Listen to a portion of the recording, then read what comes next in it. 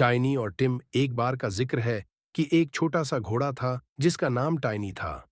वो फार्म का सबसे छोटा घोड़ा था। उसकी नर्म भूरी खाल थी और माथे पर एक सफेद सतारा बना हुआ था।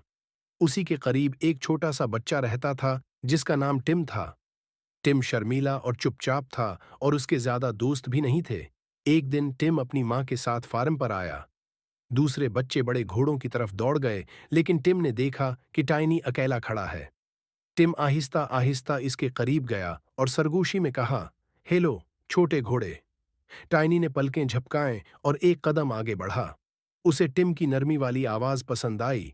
टिम ने अपना हाथ आगे बढ़ाया और टाइनी ने प्यार से इस पर अपनी नाक रगड़ी। इस दिन के बाद टाइनी और टिम पके दोस्त बन गए। टिम रोज आता, टाइनी के लिए गाजर लाता और उसकी अयाल को बर्श करता। जब भी टिम आता, टाइनी खुशी से दौड़कर इसके पास आता। उन्हें खुश रहने के लिए अल्फाज की जरूरत नहीं थी, बस एक दूसरे का साथ काफी था।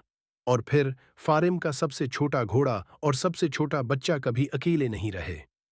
एक दिन सूरज रोशन था और आसमान बिल्कुल साफ।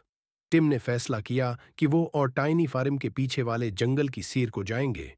वो हमेशा दौर से इस जंगल को देखा करते थे, लेकिन आज वो तैयार थे कि कुछ नया दरियाफत करें। टिम ने टाइनी के लिए एक नरम सा कंबल रखा और नरमी से इस पर सवार हुआ। टाइनी ने खुशी से हनहनाया और आहिस्ता आहिस्ता जंगल की तरफ चल पड़ा।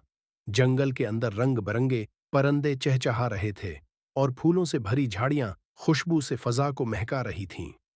टिम और टाइनी हैरत से अर्धगर्द देख रहे थे। अचानक उन्होंने देखा कि एक खरगोश किसी चीज में फंसा हुआ है। टिम फौरन नीचे उतरा और नरमी से झाड़ियां हटाएं। खरगोश आजाद होकर उछलता हुआ जंगल में गायब हो गया। टाइनी ने खुशी से अपनी अयाल हिलाई, जैसे वो भी शकरगुजार हो। टिम ने कहा, देखा, हमने मिलकर किसी की मदद की।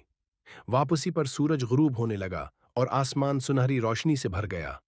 टिम और टाइनी जानते थे कि यह दिन खास था, न सिर्फ इसलिए कि उन्होंने नई जगह देखी, बल्कि इसलिए भी कि उन्होंने एक दूसरे का साथ दिया, जैसे सच्चे दोस्त।